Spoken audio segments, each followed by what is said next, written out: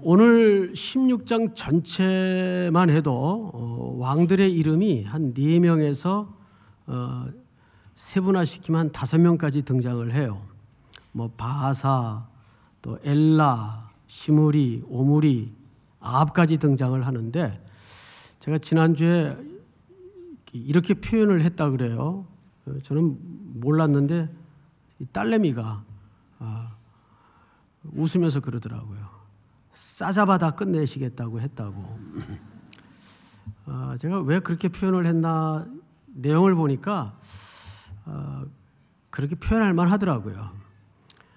앞서 북이스라엘 왕조의 왕들의 기록을 봐도 오늘 등장할 왕들의 내용과 다르질 않아요. 우리가 거슬러 올라가면 원래 솔로몬이 다윗의 뒤를 이어서 왕이 되죠. 그리고 솔로몬 때 이미 악의 뿌리가 뿌려지고 흩어집니다. 그 결과로 솔로몬의 아들 르호보암이 2지파를 맡고, 또 나머지 10지파를 솔로몬의 부하였던 여로보암이 나라를 맡아서 나라는 분리가 되죠. 그런데 분리가 되었어도 이 둘은 사실 가장 지근거리에서 형제 고륙으로 나아가서는 영향을 피차 받을 수밖에 없는 한 운명체입니다. 그런데도 불구하고 오늘 북이스라엘 왕조의 역사를 보면서 유다는 당연히 경각심과 경고를 받았음에도 불구하고 전혀 거기에 영향을 받지 않았다는데 초점이 하나 있어요. 인간은 역사를 통해서 배우는 게 딱 한 가지가 있는데 전혀 배우지 않는다는 것을 배워요. 그게 참 역사의 아이러니죠. 그래서 오늘 유다까지는 갈 것 없고 우리가 북이스라엘만 이제 맺으면서 오늘 등장하는 왕들도 일정한 패턴이 하나 있습니다. 왕이 지고 뜨는 과정에서 죽음의 공식 방식도 똑같고, 또 정권이 일어서는 방식도 똑같습니다. 그 근저에는 3가지 단어가 키워드인데, 배반, 영모, 암살, 하나 덧붙이자면 자살, 이런 내용들을 통해서 수많은 왕들이 일어납니다. 근데 그 한복판에는 전부 인간적인 도모, 우상 숭배가 핵심에 자리 잡고 있었어요. 근데 방금 말씀드렸던 바와 같이 이러한 역사를 가장 가까이 있으면서 참고했어야 될 유다 왕조는 달랐나? 그렇지 않아요. 똑같아요. 전혀 배우지 못했다는 겁니다. 영향을 받지 못했다는 겁니다. 우린 저렇게 하면 안 되겠다라든지, 우린 이렇게 고쳐야 되겠다라든지, 일절 개선이 없었어요. 결국 이 2 왕조는 저 역사의 끝에 가서 다 망하죠. 침몰을 하고 맙니다. 그걸 잠언서 기자가 이렇게 썼어요. 한번 띄워볼까요? 같이 읽습니다. 시작. 나라는 죄가 있으면 죽은 자가 많아져도 명철과 지식 있는 사람으로 말미암아 장구하게 되느니라. 나라는 죄가 있으면 뭐가 많아져요? 주관자가 많아져요. 이 말은 왕들이 많이 일어난다 그 말이에요. 이 북왕조를 두고 하는 얘기예요. 우상 숭배에 해가 뜨고 지니까 인간의 탐욕이 개입이 되고 창조적인 생명의 냄새가 드러나질 않습니다. 그러니까 계속 썩은 죽음의 그림자가 정권을 떠나지 않아요. 혁명과 반란과 모반과 영모와 암살과 자살, 이런 패턴으로 세왕이 일어났다가 또 거꾸로지고, 또 반란을 통해서 살해를 통해서 세왕이 일어났다가 또 거꾸로지고 하니까 자연히 이 잠언서의 기록처럼 주관자가 많이 일어나요. 그 죄로. 그러니까 좋은 현상이 아니죠. 그러면서 한켠에 백성들의 마음속에는 어떤 기대가 점점 갈급함과 목마름으로 일어날까요? 그런 빈번히 바뀌는 피바람 부는 정권 교체 속에서 나라는 평안했을까요? 당연히 평안할 리가 없죠. 점점 백성들의 마음은 피폐해지고 황폐해가고, 그러면서 백성들의 가슴 한켠에는 이런 기대와 열망과 목마름이 일어날 수밖에 없는 거죠. 진정한 평화의 왕은 어디 있을까? 그런 왕은 언제 일어나려나? 그게 뭘로 모아집니까? 그리스도의 대망 사상으로 모아집니다. 메시아를 기다리는 사상으로 모아집니다. 여기에 열왕기에 신학적 평가가 담아져 있습니다. 그러니까 열왕의 역사는 희망의 역사가 아니에요. 결국은 다 절망을 향한 역사예요. 토한 것을 다시 먹고 토한 것을 다시 먹는 역사예요. 그러면서 피폐해져가는 백성들의 마음 한켠에 참된 왕, 이 땅에 진정한 안위와 평화를 줄 수 있는 왕은 없을까? 이 기대가 갈증으로 목마름으로 역사 속에 채곡채곡 기다림으로 나타나게 됩니다. 그래서 저 역사의 끝머리에 갈라디아서 4장 4절에 보면 때가 참에 하나님이 자기 아들을 이 땅에 보내시는 거예요. 여러분, 그런 거 보면 우리도 이걸 역사적인 문제로만 볼 게 아니라 개인적 차원에서 한번 보자고요. 우리 개인의 인생 속에 걸려서 뜨거워지는, 다가오고 사라졌다 또 다가오는 그런 수많은 사정, 사건, 사연들, 전부 우리는 그런 것들을 부딪힐 때마다 한 3가지 공식에 눈이 가리워지게 됩니다. 첫째, 이게 나한테 손해일까 이익일까? 이 공식, 이 프레임이 딱 들어와요. 두 번째, 저 사람이 내 편일까 적의 편일까? 또 하나는 이 문제가 언제쯤 해결될까? 해결될 수 없을까? 이 보통 3가지 프레임에 다 걸려들어요. 그래서 우리의 본질적 인생을 향하신 하나님의 시선을 놓치게 됩니다. 하나님은 거기에 관심이 있지 않거든요. 그런 일들을 부딪히고 전전긍긍하면서 해결해 나가도록 하면서 원하시는 게 뭐냐면 우리를 십자가 앞으로 계속 밀어붙입니다. 하나님의 긍휼과 자비를 구하는 그 자리로 계속 밀어붙입니다. 여러분, 요셉이 참 뜻모를 황당한 억울함 앞에 평생 지내다가 극심한 기근으로 형들이 자기 앞에 곡식을 구하려고 머리를 조아린 순간 화들짝 그동안 툭툭툭 끊어져 이게 뭐지 하고 알 수 없었던 인생의 문제들이 주르륵 전체 그림으로 들어왔어요. 하나님이 하신 일이었구나. 그러자 제일 먼저 무너졌던 게 뭐냐면 원수와 아군의 담이 무너져요. 그래서 요셉이 형들을 향한 용서는 휴머니즘적인 차원의 용서가 아닙니다. 하나님의 섭리사관에서 눈 떠진 용서예요. 이 하나님이 하신 일이었구나. 우리 인생에 부딪히는 수많은 일들이 결국 이게 나한테 유익이 줄까 복이 될까 저주가 될까 이런 공식이 아니란 말이에요. 하나님은 그렇게 패랍스러운 분이 아니에요. 말 안 들으면 그냥 여지없이 한 대 때리시고 말 잘 들으면 복을 무한히 주시는 그 정도로 낮은 수준의 우상들도 기대할 수 있는 그런 하나님이 아니에요. 제가 1부 때도 그런 말씀을 드렸는데 우리가 무슨 일을 할 때 정말 점검도 하고 확인도 하고 준비 철저히 했어요. 그렇다고 거기에 상응하는 결과가 인생에서 나옵니까? 그렇게 안 되거든요. 내가 더 이상 확인하고 더 이상 준비할 수 없을 정도로 철저히 준비했는데 결과는 엉뚱한 일들이 얼마든지 나와요. 그래서 하나님은 우리를 계속 하나님의 긍휼 아래 머물도록 우리를 몰아가시는 겁니다.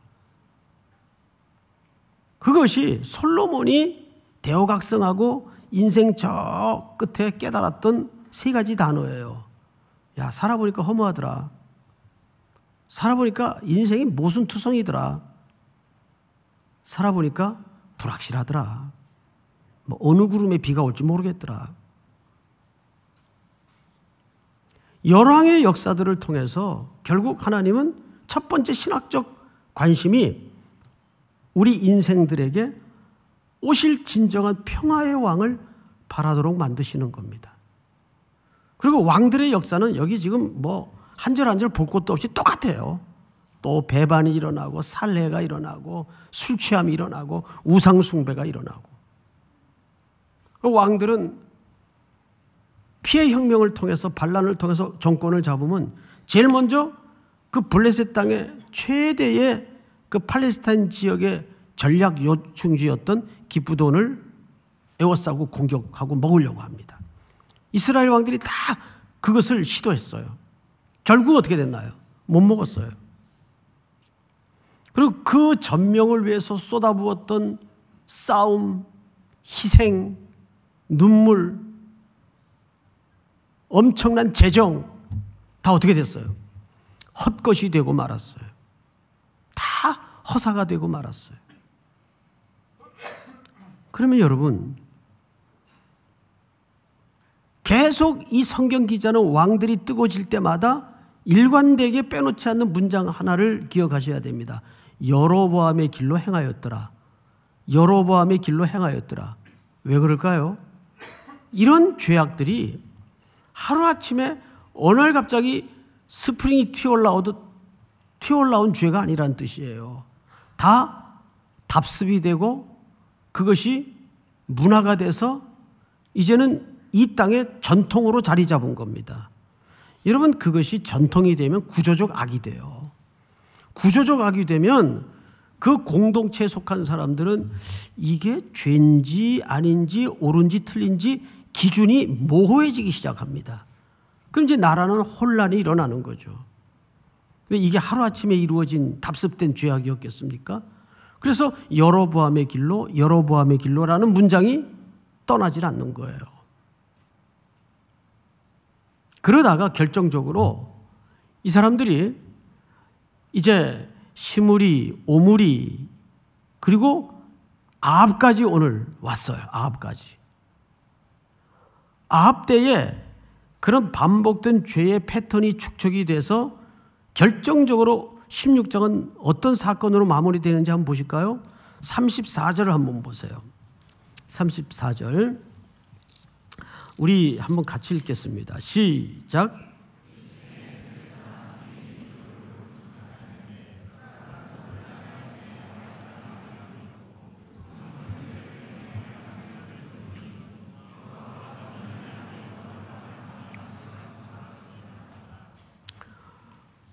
여호수아를 통하여 하신 무엇과 같이 되었더라? 말씀과 같이 되었더라. 자, 무슨 운동이 아합 때 일어났는가 하면 당연히 아합의 재가를 통해서 이루어진 일입니다. 여리고 성을 재건축하는 일이 일어났어요. 여러분, 여리고 성은 어떤 성이죠? 이스라엘 백성들이 가나안 땅에 들어오자마자 첫 번째 전투가 여리고 전투입니다. 그때 여리고 전투를 함락했던 공식과 방식을 기억해내셔야 돼요. 규모와 총칼로 뺏은 지역입니까? 하나님의 권능과 은혜로 얻은 땅입니까? 후자죠. 그 여리고 첫 전투가 갖는 가나안 삶의 상징적 가치가 뭔지 아세요? 이 땅은 규모와 크기로 총칼과 세력으로 뺏어서 얻는 땅이 아니다, 그 뜻입니다. 우리가 보통 가나안을 천국의 모델로 비유를 하는데 틀린 비유입니다. 가나안은 천국의 모델이 아니고 그리스도 안에 있는 사람들이 얼마나 순종하여 약속한 복락을 누리는가의 싸움이에요. 그 땅은 이미 주신 땅이에요. 그리고 밟기만 하면 누리도록 되어 있는 땅입니다. 그래서 그 땅의 삶의 본질은, 원리는 순종하는가 안 하는가를 테스팅하는 장면이에요. 그게 가나안 삶의 첫 번째 원리입니다. 그리고 이 땅은 그렇게 싸우도록 약속된 땅이에요. 그리스도의 질서와 통치 아래서만 누림이 있다는 것을 증명해가는 땅이에요. 그런데 그 첫 번째 전쟁이 여리고라고요. 그래서 여리고는 이스라엘 백성들이 한 게 뭐 있어요? 일주일 동안 성 몇 바퀴 돌다가 마지막 날 어떻게 했죠? 꽤 고함을 지르니까 성이 무너졌다. 말이 돼요? 늘 하나님의 역사는 논리로 설명이 안 되는 일들이 태반입니다. 그건 뭘 얘기하죠? 이 땅의 생리 자체가 그렇다는 거예요. 그런데 그때 그 성을 함락받고 나서 여호수아가 하나님의 계시를 통해서 주신 말씀이 있어요. 여호수아서 6장을 한번 띄워볼까요?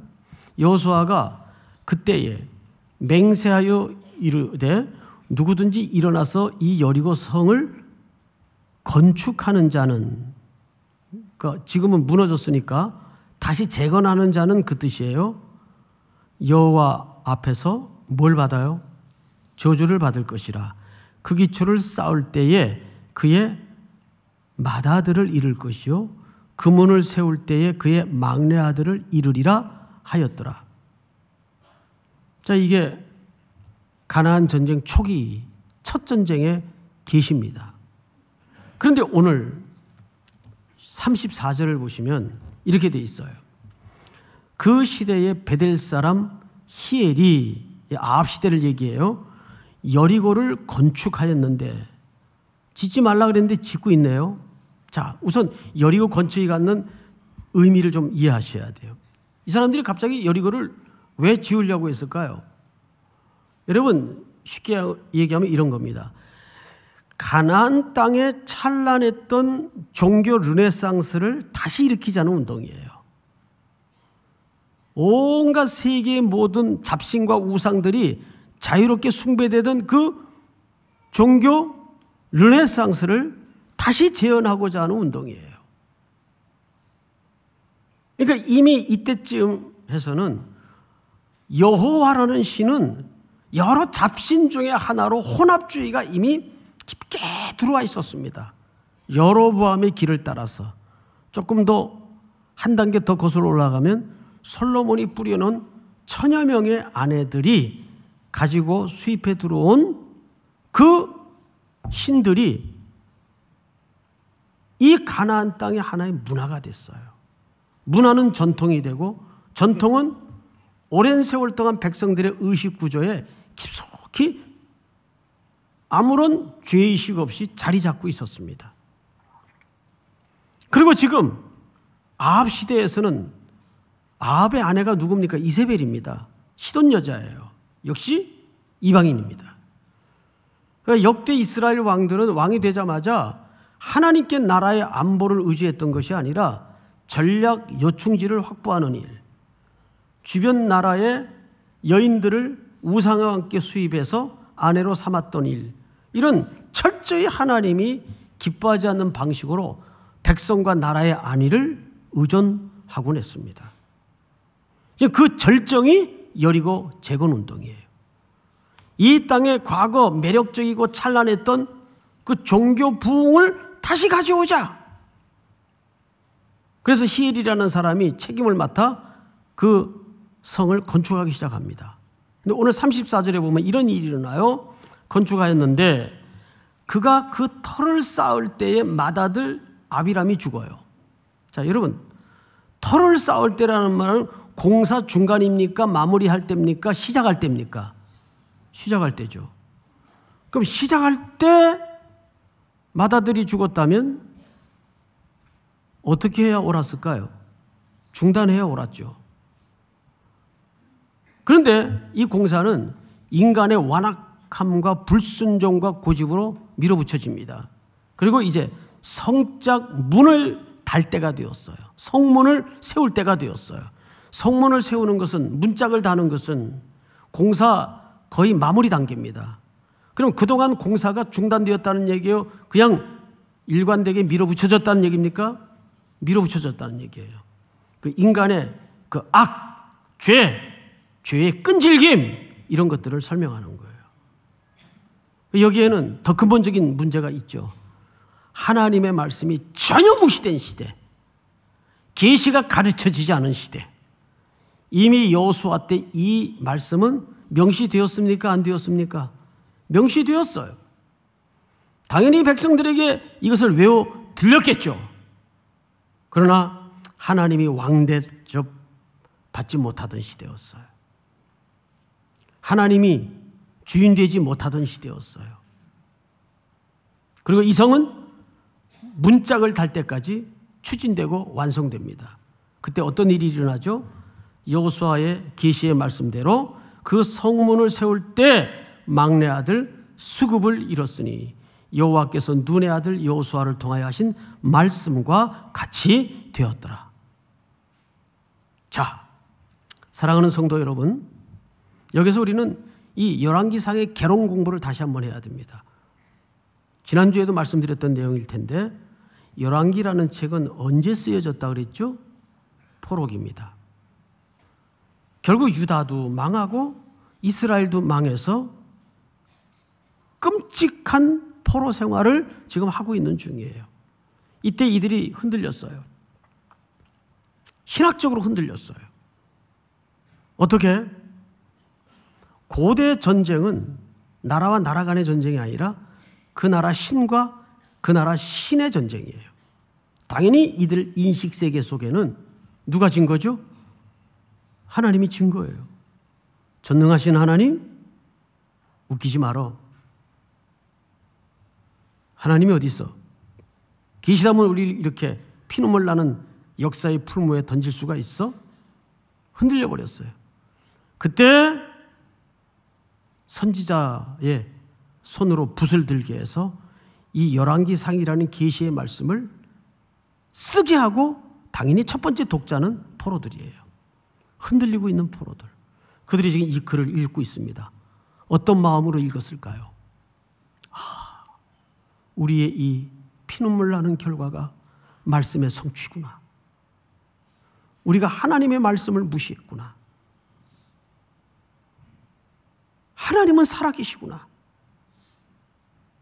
그러면서 바벨론 포로 시기에 결국 그들에게 회당이 만들어지고 서기관이라는 직업이 생깁니다.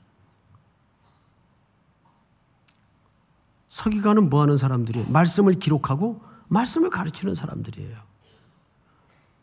그리고 고토가 되었지만 황폐화된 예루살렘을 향한 회복의 열망을 갖고 70년간의 복역의 때가 끝나자 에스라 느헤미야 같은 지도자들을 따라 그들은 고토로 돌아가서 제일 먼저 착수했던 일이 뭡니까? 수문학 광장에 말씀을 통한 부흥운동이었어요. 하루에 6시간씩. 그냥 무슨 설교를 하는 것도 아니고 하루 종일 성경을 읽고 성경을 듣습니다. 그리고 그 성경을 들으면서 울어요. 우리가 얼마나 악하고 불순종한 백성들이었는가. 그래서 수문학 광장에 부흥운동이 일어나잖아요. 여러분, 결국 이 열왕기상의 왕들의 역사는 첫째, 죄악의 역사예요. 그리고 그 죄악은 답습되고 반복되는 역사예요. 그리고 그 왕들이 나라의 안위를 지키고자 했던 모든 투자와 모든 수고가 헛된 역사예요.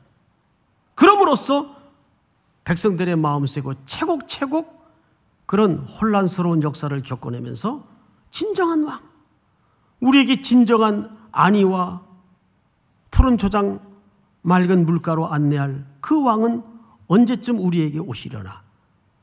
메시아 대망 사상이 마음속에 갈증으로 일어나는 거죠. 그래서 여러분 시편 127편에 보면 유명한 시가 있어요.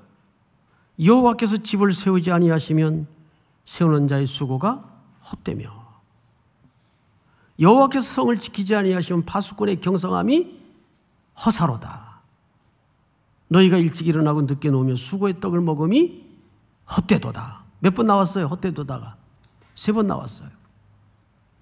이건 문학적 기법인데 3번의 헛됨은 완전한 헛됨을 얘기하는 거예요.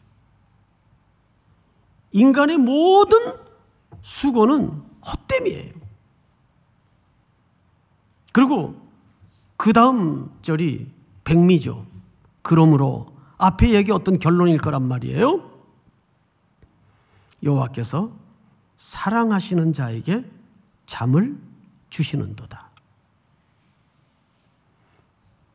전혀 뜬금이 없죠. 앞뒤도 안 맞고. 사랑하는 자는 누구며 잠은 무슨 뜻입니까? 여러분, 거기서 말하는 잠은 죽음을 얘기합니다. 쉐나라는 말은 죽음을 얘기하는 거예요. 그래서 사랑하시는 자를 죽인다는 뜻입니다. 사랑하는 자는 누구예요? 예수님이 요단강에서 세례를 받고 올라오실 때 하늘문이 열리면서 음성이 들리죠. 이는 내 사랑하는 아들이요 내 기뻐하는 자라. 유일하게 그 호칭에 응대할 수 있는 인물은 한 분밖에 없었어요. 예수 그리스도를 얘기합니다. 그래서 인간의 헛된 수고 때문에 예수님은 오셔야 했고 오셔서 십자가에 죽으셔야 했다는 말을 그렇게 한 거예요. 사랑하는 성도 여러분, 이렇게 생각할 수 있어요. 아유, 저 사람은 뭐 맨날 끝이 십자가야. 예, 모든 인간의 문제는 십자가의 예수를 만나는가 못 만나는가의 싸움이에요. 하나님은 그 외에는 관심이 없어요. 그래서 성경 어디를 찔러봐도 하나님은 2가지 얘기를 해요. 하나님은 어떤 분인가? 그리고 그 하나님은 우리를 어떻게 사랑하셨는가? 이런 오욕스러운 왕들의 이야기들을 통해서 절망의 역사를 보여줘요. 그리고 고륙지간인 그 유다마저도 이 절망의 역사 속에 배우는 게 없어요. 2 나라는 그렇게 무너집니다. 그럼에도 하나님은 그 아픈 사랑의 방식을 통해서 그 백성들을 포기하거나 놓아버리지 않고 구속하셔서 다시 예수 그리스도를 통해 이들을 건져내십니다. 그것이 성경 전체의 이야기고 열왕들의 이야기의 결론이에요.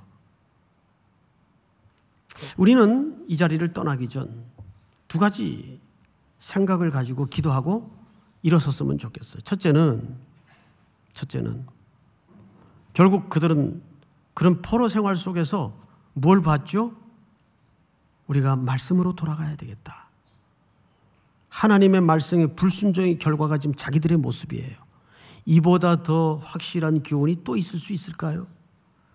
여호와께로 돌아가자. 말씀으로 돌아가자. 그리고 내 삶의 온전히에 크고 작은 수많은 사정사연 사건들이 결국 내게 이익이 되느냐 손해가 되느냐 내 편이냐 그 문제 그 프레임이 아니에요. 우리를 계속 십자가로 모아가게 하는 하나님의 고집스러운 열심이라는 사실 앞에 눈 열어지는 은혜가 있기를 주의 이름으로 축복합니다. 다 일어나십시다. 여호와께 돌아가자.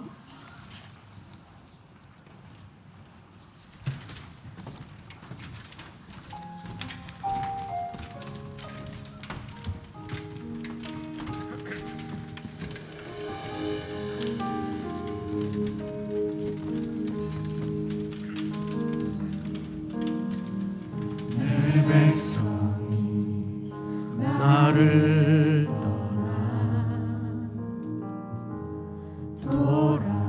돌아섰지만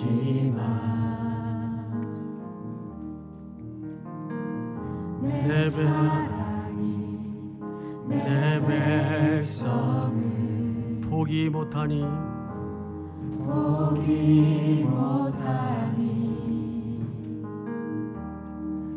내 모든 것 내어주고 나 그들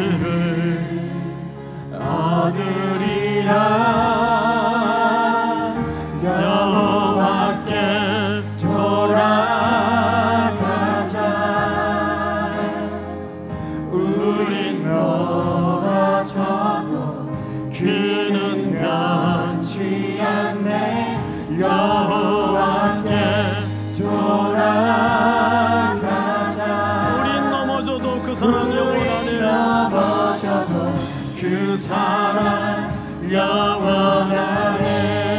여호와께 돌아가자. 여호와께 돌아가자. 우린 돌아서도 그는 변치 않네. 여호와께 돌아가자. 우린 넘어져도 그 사랑 영원하네. 우리 다시 한번 여호와께 돌아가자.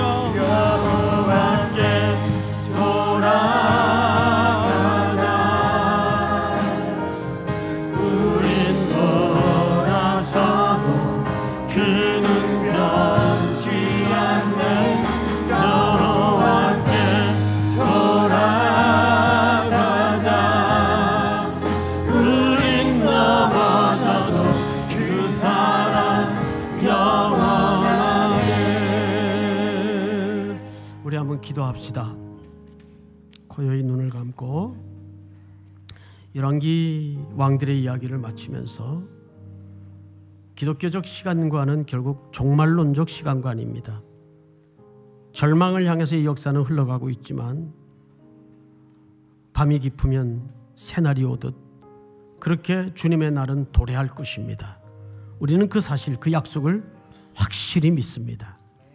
다시 한번 우리의 인생 속에 눈물겨운 걸음 사정들 주님 앞에 내어놓고 이 사정과 사연 사건들이 나의 시선을 십자가로 그리스도에게로 돌아가게 하여 주시옵기를 원합니다.